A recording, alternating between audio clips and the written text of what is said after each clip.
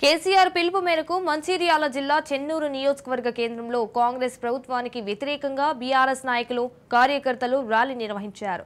రోడ్డుపై బైఠాయించి నిరసన తెలిపారు.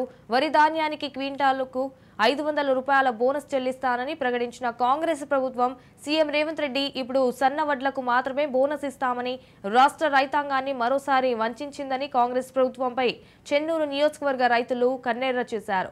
బేషరతుగా కాంగ్రెస్ పార్టీ ఇచ్చిన హామీ ప్రకారం వరి ధాన్యం మద్దతు ధరపై 500 రూపాయల బోనస్ చెల్లించి అన్ని రకాల వడ్లను కొనాలని డిమాండ్ చేశారు.